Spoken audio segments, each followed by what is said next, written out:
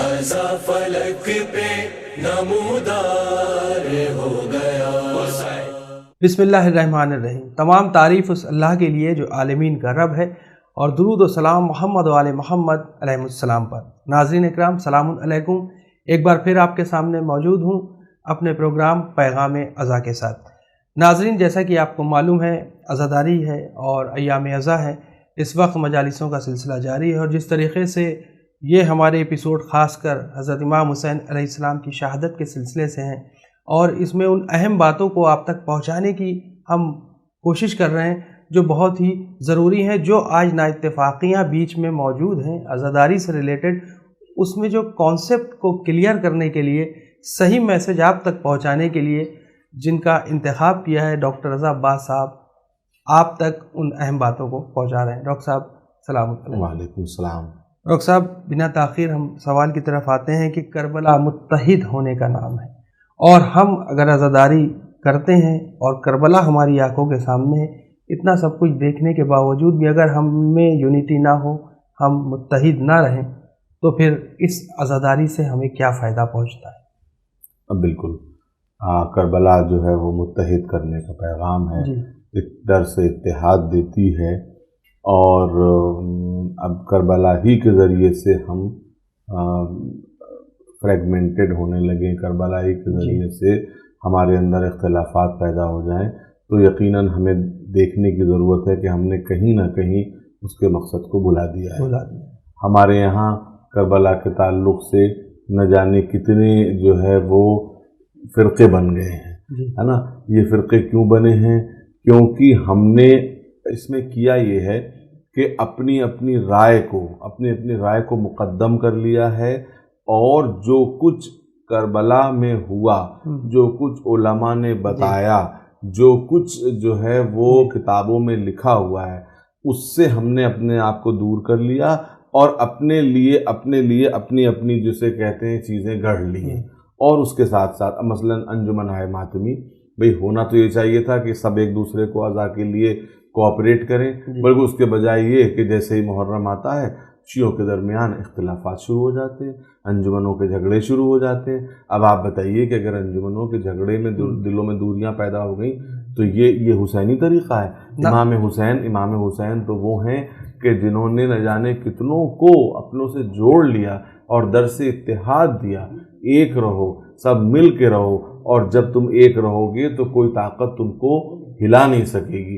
اور یاد رکھیے، شیعت کا جو سب سے مضبوط قلعہ ہے نا، وہ ہمارا اتحاد اور ہماری مرکزیت ہے۔ یہ کہیں نہ کہیں بات ہماری مرکزیت تک پہنچتی ہے۔ دنیا جو ہمارا خیال کرتی ہے، اور دنیا کو جو ہماری ایک چیز سب سے زیادہ اہم لگتی ہے، وہ ہے ہماری مرکزیت، کہ ہم ایک دانے میں پروئے ہوئے ہیں۔ اب جو ہے معلوم یہ ہوا کہ ہمارے ہی ساتھ ایسی جو ہے وہ حرکتیں کی جا رہی ہیں، اور خاص طور پہ جو ایام عزا ہوتے ہیں وہ اس کا اکھاڑا بن جاتے ہیں، بالکل، کہ اور ہم نئے فرقوں میں نظر آنے لگتے ہیں۔ بہت سے فرقے ہیں، نام لینے سے کوئی مزید اختلافات پیدا ہو جائیں گے، اس لیے میں نام نہیں لینا چاہتا، لیکن آپ دیکھیے کہ مراسم عزا کے نام پر، تصورات کے نام کے اوپر، روایات کے نام کے اوپر زبردست اختلافات، ہندوستان سے لے کے پاکستان تک، پاکستان سے لے کر کے یورپ تک، یورپ سے لے کے امریکہ تک ایک عجیب ماحول بنتا چلا جا رہا ہے۔ جبکہ آپ یہ دیکھیے کہ پہلے ایسا ماحول نہیں تھا، پہلے ایسا نہیں تھا۔ یہ کچھ طاقتیں ہیں جو ہمارے اتحاد اور ہماری مرکزیت سے گھبرا کر یہ چاہتی ہیں کہ شیعوں کے درمیان اتحاد نہ برپا رہنے پائیں، ان لوگوں کے درمیان جو ہے وہ مرکزیت کو توڑ دیا جائے، کیونکہ جب مرکزیت ٹوٹ جائے گی، مرکز سے ہمارا رشتہ ٹوٹ جائے گا، تو ہم ایک ایسے گلے کی طرح ہو جائیں گے، ایسے بکریوں کے ایسے جھنڈ کی طرح ہو جائیں گے کہ جن کا چرواہا ختم ہو چلا گیا کہیں، تو اس کے بعد جو ہے وہ کوئی ادھر سے دو چار کو لے جائے گا، کوئی ادھر سے دو چار کو لے جائے گا، اور ہمارا وجود ختم ہو جائے گا۔ تو ہمیں جو ہے وہ اس بات کا دھیان رکھنا چاہیے، اور ہمیں اس بات کا خیال رکھنا چاہیے، اگر سمجھ لیجئے اگر ہمارا اتحاد اس سے پارا پارا ہو رہا ہے، اگر اتحاد ہمارا مجروح ہو رہا ہے، تو یہ ہم تعمیر نہیں کر رہے ہیں، ہم تخریب کر رہے ہیں۔ بہت اچھی بات کہی آپ نے۔ روایات پڑھی جاتی ہیں آج کل کربلا سے ریلیٹڈ، ذاکرین جو پڑھتے ہیں کیا اس میں یہ دیکھنا ضروری ہے کہ کون سی روایت ٹھیک ہے اور یا کون سی ٹھیک نہیں ہے، یا دھیان دے کے پڑھنا چاہیے؟ ہم چاہیں گے اس کے بارے میں بھی آپ جی بتائیں۔ دیکھیے، اب ایک زمانہ تھا کہ ہمارے یہاں ذاکر وہ ہوتے تھے جی کہ وہ ذاکروں کا درجہ علماء کا نہیں ہوتا تھا. جی علماء جو بتا دیتے تھے ذاکرین اتنا پڑھ دیتے تھے، جی ہے نا.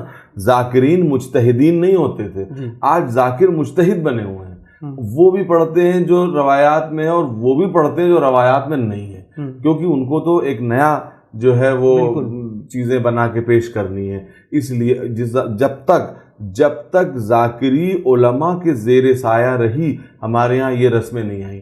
آپ دیکھیے ایک زمانہ تھا یہاں پر کہ علماء جو ہیں وہ ذاکرین کو سر ممبر ٹوک دیتے تھے کہ یہ آپ کیا کہہ رہے ہیں، یہ آپ کہاں سے کہہ رہے ہیں، اور اس کے بعد ان کا اتنا روب تھا کہ وہ ذاکر اتر آتا تھا. ایک آدھ دفعہ علماء نے ذاکرین کو ٹوکا ہے اور ان کو ممبر سے اتارا ہے. اسی ہندوستان میں، ایون لکھنؤ میں، اسی سرزمین کے اوپر اس طرح سے یہ جو ہے وہ کیا گیا ہے. لیکن جب سے علماء کا زور کم ہوا، ذاکرین کا عروج زیادہ ہو گیا، تو ان کو روکنے ٹوکنے والا، سنبھالنے والا کوئی نہ رہا. انہوں نے اپنے کو علماء سمجھنا شروع کر دیا، اپنے آپ کو مجتہدین سمجھنا شروع کر دیا، اور روایات میں بھی اجتہاد کرنے لگے، جس کے نتیجے میں یہ ساری خرابیاں سامنے آ گئی ہیں. بھئی ذاکرین کو تو یہ سمجھنا چاہیے کہ جو ہم کو بتا دیا گیا، جتنی مستند باتیں ہیں بس اتنی پڑھیں، اس کے آگے نہ پڑھیں، اس کے آگے کسی طرح سے نہ پڑھیں. کم سے کم ایسی بات پڑھیں جس کو کسی نہ کسی مقتل کی کتاب میں، کسی روایت کی کتاب میں دکھایا جا سکے. ایسی کوئی روایت پڑھنا کہ جس کو کہیں دکھایا نہ جا سکے، یاد رکھیے کہ یہ اپنے آپ کو بدنام کرنے کے طریقے کے برابر ہے. اسی سے متعلق اگر ہم حدیث خوان یا جو ذاکرہ ہوتی ہیں ان کے سلسلے سے بات کریں کہ جو روایات پڑھتی ہیں ان کو بھی محتاط رہنے کی ضرورت ہے. جو روایت پڑھیں اسے صحیح طریقے سے پڑھی جائے، جو مستند ہو.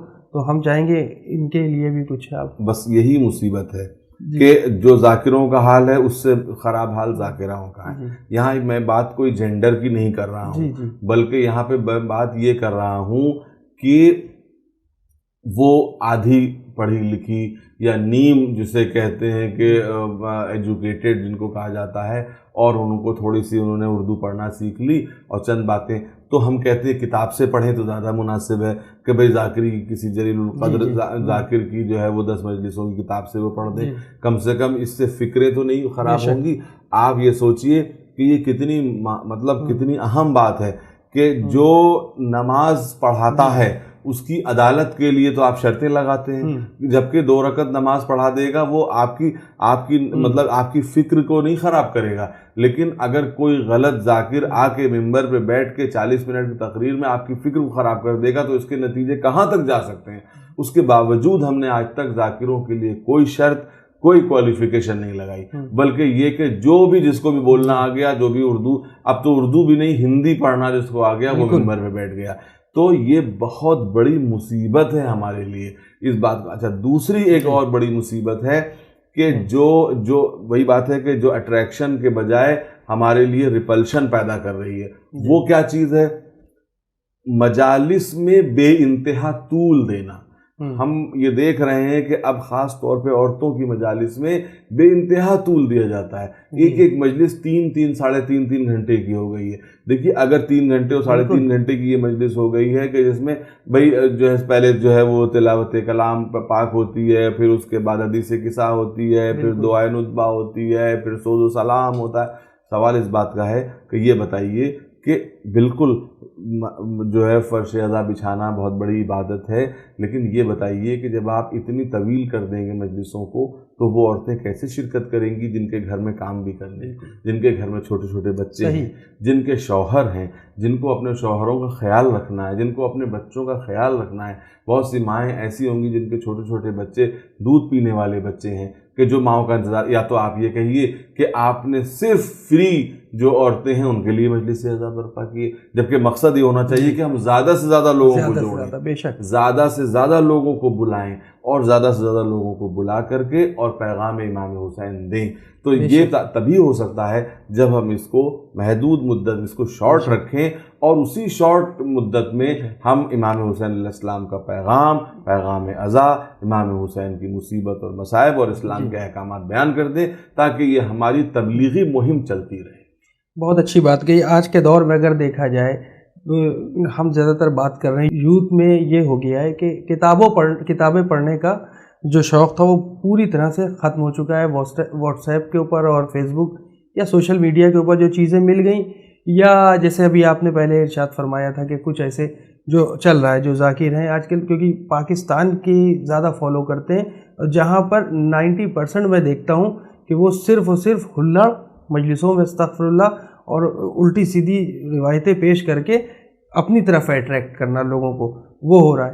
تو جب تک کہ ہم کتابوں کی طرف رجوع نہیں کریں گے، مستند کتابیں جو ہیں ان پر رجوع نہیں کریں گے، تب تک ہم کربلا کے واقعات یا مقصد کربلا کو کیسے سمجھیں؟ دیکھیے جناب، یہ مسئلہ جتنا آپ بتا رہے ہیں اس سے زیادہ گمبھیر ہے، اس سے زیادہ سیریس ہے. کیا سیریس ہے؟ کہ آپ کربلا کو فرقے وارانہ اختلافات کا اکھاڑا مت بنائیے. آپ تو فرقوں سے اوپر کربلا کو رکھیے. آج عجیب بات ہو گئی ہے کہ صاحب کربلا جو ہے وہ شیعوں کے لیے بس ہے، کہ شیعہ جو ہیں وہ فرش ازا بچھا اس پہ. کیا امام حسین جو ہیں وہ شیعوں کی جاگیر ہیں؟ بھئی جوش علی آبادی نے کیا کہا تھا کہ جو ہے وہ انسانیت کے ستارے ہیں، ہر قوم پکارے گی ہمارے ہیں حسین. اب یہ بتائیے کہ ہم نے کتنا محدود کر دیا فرش ازا کو، کہ ایک زمانہ تھا کہ جو ہے وہ غیر مسلمین آیا کرتے تھے، اور میں تو کہتا ہوں غیر مسلمین کا آنا بھی فرش ازا پر ازائے امام حسین کے مقاصد میں سے ایک مقصد ہے، کہ وہ بھی آئیں اور پیغام حسین سنیں. یہ تو عجیب بات ہے کہ آپ نے ایک فرش بچھایا، اپنے ہم فکر لوگوں کو جمع کیا اور اس کے بعد جو ہے بیان کرنے لگے. تو یہ تو بات وہ ہوئی کہ آپ صاحب ایمان کو بس ایمان سنائے جا رہے ہیں. بھئی آپ ان کو بھی تو بتائیے کہ جو نہیں جانتے. ہم نے کیا کیا؟ بہت سی کمیاں ہمارے اندر، ہم نے اس کو ایسا اختلاف کا اکھاڑا بنایا کہ پہلے تو کچھ فرقوں نے آنا چھوڑا، اس کے بعد جو ہے وہ غیر مسلمین نے آنا چھوڑا. ہم تو کہتے ہیں کہ ہم ہمیشہ یہ بات کہتے ہیں کہ مسجد کے شرائط اور ہیں، فرش ازا کی شرائط اور ہیں. مسجد میں بہت سے لوگ نہیں جا سکتے، فرش ازا پر سب آ سکتے ہیں. سب کو بلائیے، بے شک سب کو، ہر ایک کو بلائیے، ہر فرقے کے اور ہر مکتب فکر کو بلائیے، کربلا کا ذکر سنائیے، کربلا کی کہانی سنائیے، اس کے قلب کا اندازہ کیجئے. اگر آپ نے یہ کر دیا تو سمجھ لیجئے، اگر آپ نے محدود سے محدود کرتے چلے گئے تو پھر یہ اس فرش ازا کل کو اتنی محدود ہو جائے گی کہ وہ صرف آپ کے خاندان تک محدود ہوتی چلی جائے گی. کیونکہ ہمارے درمیان اتنے فرقے ہوتے جا رہے ہیں، فرش ازا کو ان اختلافات سے اوپر رکھیے. اور دیکھیے ایک زمانہ تھا جب مناظرے ہوتے تھے، ہے نا، تو مذاہب کے درمیان بھی ہوتے تھے، مسلکوں کے درمیان بھی ہوتے تھے. اس میں اعلان کیا جاتا تھا، ایک جگہ معین کی جاتی تھی، ایک جج بیٹھتا تھا، دو فریق ہوتے تھے جو ایک دوسرے پہ سبقت لے جانے کی اور ایک دوسرے کو زیر کرنے کی، ایک دوسرے کو ہرانے کی کوشش کرتے تھے. تو کیا ہم اپنے جو ہے وہ ہم فرش ازا کو بھی ایسا کوئی اکھاڑا بنانا چاہتے ہیں؟ نہیں، وہ الگ میدان تھا، اور میں سمجھتا ہوں اچھا ہوا کہ وہ ختم ہو گیا، اس لیے کہ اس سے کوئی جو ہے نتیجہ برآمد ہونے والی چیز نہیں ہے کہ کوئی آپ کسی کو زبردستی دلیلوں کے داؤ پیچ سے جو ہے وہ آپ کسی کو پست کر دیں یا کسی کو کر دیں وقتی طور پر کسی دلیل سے، کسی جو ہے وہ نفسیاتی دلیل سے کسی کو زیر کر لیں. یہ کوئی بڑی بات نہیں ہے، بلکہ بات تو وہ ہے کہ آپ کسی کے دل کو جھکا دیں، اور دل جھکتا ہے کیریکٹر سے، دل جھکتا ہے مظلومیت سے. تو فرش ازا ان چیزوں سے بلند ہے، فرش ازا پوری انسانیت کے لیے ہے. تو آپ جتنا آپ اس کو محدود کریں، اور ہم یہ دیکھتے چلے جا رہے ہیں کہ ہم محدود سے محدود تر کر رہے ہیں. جتنا ہم محدود کریں گے اتنا ہم خود محدود ہو جائیں گے، اور جتنا ہم فرش ازا کو وسیع کریں گے ہم خود وسیع ہو، ہمارا پیغام وسیع ہو جائے گا. فرش ازا حضرت زینب نے اور امام سجاد نے ہمارے حوالے کی تھی، اس لیے نہیں کہ ہم کسی ایک فرقے کو اس پہ لا کے بٹھا دیں، بلکہ اس لیے ہمارے حوالے کی تھی کہ فرش اعضا کے بہانے سے ہم پوری دنیا کو اسلام کی حقانیت کا اور امام حسین کی مظلومیت کا درس سنا سکیں۔ یہ جو ہے ہمارا جو ہے وہ مطمع نظر ہونا چاہیے۔ جتنا ہم اس کو وسیع کریں گے، جتنا ہم اس کو آفاقی بنائیں گے، اتنا جو ہے ہمارے فائدے کی بات ہوگی، اور جتنا ہم اس کو تنگ کرتے چلے جائیں گے تو ایک دن وہ آئے گا کہ صرف ہمارے اہل خاندان اس پہ بیٹھے رہ جائیں گے یا ہمارے گھر والے بیٹھے رہ جائیں گے، کیونکہ ہمارے اختلافات اسی اسپیڈ سے بڑھتے چلے جا رہے ہیں۔ ڈاکٹر صاحب، اگر ہم بات کریں مراجع کی، وہ ان روایتوں کو پڑھنے کے لیے ہمیں کیا درس دیتے ہیں؟ کس طرح سے ہمیں ان روایتوں کو پیش کرنا ہے؟ بالکل، مراجع کرام نے ہمیشہ سے ہم سے یہ کہا کہ امام حسین علیہ السلام کے تعلق سے روایات کو پڑھنے میں احتیاط سے کام لیں۔ ان روایات کو پڑھیں کہ جن پر اتفاق ہو چکا ہے، ان روایات کو پڑھیں، کیونکہ دیکھیے روایات میں تو بہت کچھ پایا جاتا ہے، لیکن ہمیں درایت کے اصولوں کو بھی دیکھنا ہوگا، ہے نا؟ اور چیز ہے کہ ہم ایسی چیز پڑھیں کہ جس کا کہیں کوئی وجود ہی نہ ہو ہے۔ اور میری نظروں سے ابھی ایک قول آیت اللہ سیستانی کا گزرا ہے کہ جس میں انہوں نے فرمایا کہ واقعہ کربلا کے حوالے سے اور امام حسین کے تعلق سے ذاکروں کا فرض یہ ہے کہ ایسی روایات کا انتخاب کریں جس سے انسانیت آپ کی طرف جو ہے وہ متاثر ہو سکے، آپ کی طرف کھنچ سکے، انسانیت آپ کی طرف جھک سکے۔ اور کربلا میں یہ سب موجود ہے، سب کچھ موجود ہے۔ کربلا میں ہر رشتہ موجود ہے، کربلا میں مساوات موجود ہے، کربلا میں عدل موجود ہے، کربلا میں مظلومیت موجود ہے، کربلا میں عزت نفس موجود ہے۔ آپ کیا نہیں موجود ہے؟ آپ ایک چھوٹی سی بات آپ دیکھیے کہ کربلا میں عزت نفس اتنی زبردست چیز ہے کہ شرافت اور عزت نفس کے شرافت یہ کہ 1000 کے لشکر کو پانی پلایا، مگر جو ہے اپنے بچے کو پانی کے لیے جب پانی امام حسین نے مانگا، کہیں بھی یہ نہیں کہا کہ ہم نے تمہیں پانی پلایا تھا اس لیے اس کو بھی پانی پلا دو، نہیں، کیونکہ احسان کر کے احسان جتانا یہ شرافت کے اصولوں سے کے منافی ہے۔ اس کے بعد عزت نفس دیکھیے کہ ہر جگہ سب نے کہا ہے العطش، بے شک کہیں یہ نہیں کہا کہ ہم بھوکے ہیں کھانا کھلا دو۔ یہ شرافت نفس ہے، اس لیے کھانا مانگنا شرافت کے خلاف ہے، لیکن پانی سر راہ بھی کسی سے مانگا جا سکتا ہے، اور پانی مانگنا اس کے اصل میں اس کی انسانیت کا امتحان بھی ہے کہ دیکھیں تم انسان ہو کہ نہیں، کہ ہمیں پانی پلاتے ہو کہ نہیں پلاتے ہو، ہے نا؟ تو کیا نہیں موجود ہے؟ آپ یہ سب بیان کیجئے۔ سب کچھ رشتوں کی معراج موجود ہے کہ جیسے بہن اور بھائی کے رشتے کربلا میں نظر آتے ہیں، ویسے دنیا میں کہیں نظر نہیں آتے۔ کہیں ایسی جانثار بہن ہو جیسی حضرت زینب نے جو کردار پیش کیا ہے، ایسی کوئی بہن ہو تو آپ ہمیں لا کے دکھائیے۔ کہیں ایسا کوئی بھائی ہو ایسا وفادار جیسا کردار حضرت عباس نے پیش کیا ہے، کہیں دنیا کی تاریخ میں ایسا کوئی بھائی ہو تو بتائیے کہ جس نے جو ہے وہ اپنے یعنی اپنے بھتیجوں اور اپنے بھانجوں اور بھتیجوں کی پیاس پر اپنے آپ کو قربان کر دیا ہے۔ تو کہیں ایسا بیٹا ہو حضرت علی اکبر جیسا، آپ بتائیے، کہ جو ہر موقع پر اپنے باپ کے ساتھ، ہر موقع کے اوپر اپنے باپ کے ساتھ نظر آتا ہے، اور جو ہم شبیہ پیغمبر بھی ہے کہ جس کو جو ہے وہ دوست نہیں بلکہ دشمن بھی شبیہ رسول کہا کرتے تھے، ہے نا؟ تو آپ ان چیزوں کا بیان کیجئے، آپ ان چیزوں کو پیش کریے تاکہ دنیا کو پتہ چل سکے کہ کربلا میں ہمارے لیے کیا ہے، ہمارے لیے کیا ہے۔ سب کچھ ہے۔ کربلا میں 9 مسلم بھی ہیں جو ابھی مسلمان ہوئے ہیں، ان کا تذکرہ بھی ہے۔ کربلا میں ابھی حضرت وہاب کلبی کون تھے؟